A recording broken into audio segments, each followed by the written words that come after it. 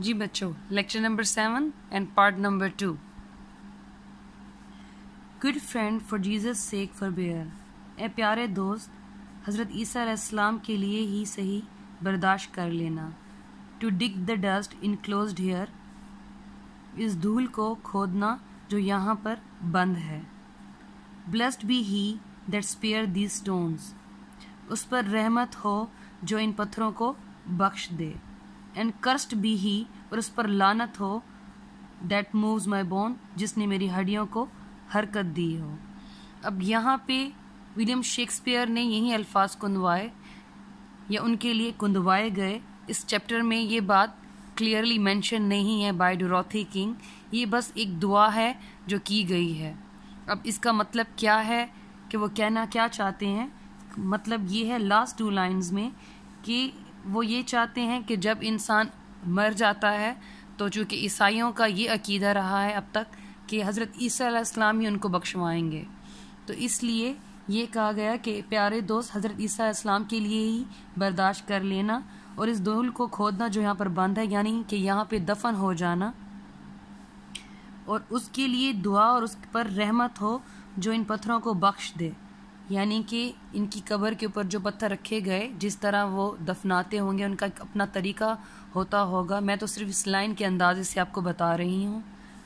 And cursed be he that moves my bone, اور اس پر اللہ کی لعنت ہو اور اس پر لعنت ہو جو میری ہڈیوں کو ہلائے.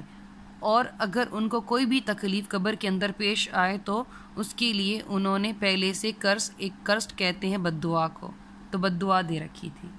تو یہ ان کی جو ایک پتھر ہے ان کے اوپر یہ الفاظ کندے ہوئے ہیں.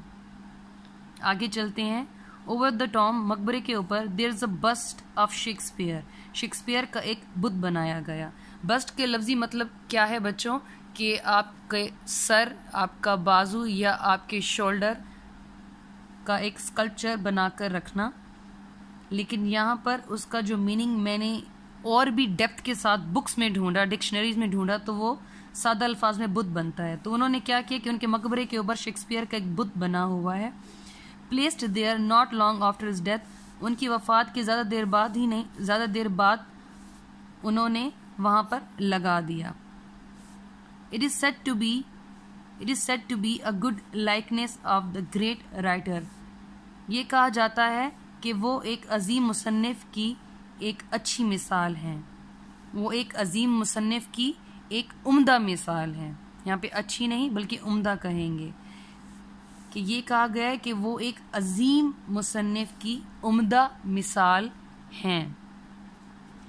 The house where Shakespeare is supposed to have been born is in Stratford.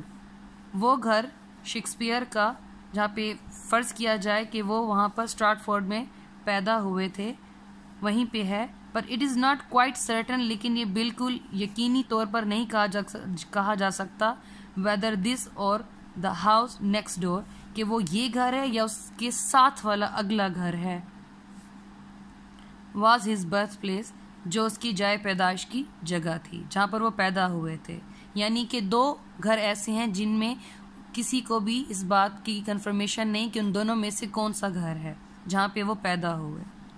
On the bank of the ایوان، وہ کہتے ہیں کہ ایوان دریا کے کنارے پر stands the beautiful memorial theatre, کہ بینک کے دریا کے کنارے پر ایک خوبصورت یادگار تھیٹر بنایا گیا، which has been built in memory of ہم، ان کی یاد میں یہ تھیٹر بنایا گیا جس کا نام ہے میموریل تھیٹر. ایچ اپریل، ہر اپریل کے مہینے میں ویل نون ایکٹرز، جانے مانے اداکار gather to perform in his plays, وہاں پہ اکٹھے ہوتے ہیں ان کے ڈرامہ پر اداکاری کرنے کے لیے. The church where Shakespeare lies buried, his birthplace and the memorial theatre are visited by hundreds of people from every country in the world. وہ چرچ جہاں پہ شیکسپیئر کو دفنایا گیا اور ان کی جائے پیدائش کی جگہ اور وہ میموریل تھیٹر، وہاں پہ ہزاروں لوگ آتے ہیں تفریح کے لیے، وہاں پہ ملاقات کے لیے، ہر ملک سے، دنیا بھر میں ہر ملک سے لوگ وہاں پر آتے ہیں. In such a way is the name of this man perhaps the greatest of England's son. in such a way, اگر کہا جائے تو is the name of this man. ان شخص شیکسپیئر کی بات ہو رہی ہے کہ یہ وہ نام ہے شاید جو انگلینڈ کے سب سے عظیم بیٹوں میں سے ایک نام ہو. انگلینڈ سنز یعنی انگلینڈ کے بیٹے کہنے کا مطلب وہ لوگ جو اچھا کام کر گئے ایز ہیروئک طور پر کہا گیا کہ ان کا نام بھی ان میں سے ایک ہے. آنرڈ اینڈ بیلوڈ جن کو احترام دیا گیا اور جن سے محبت کی گئی.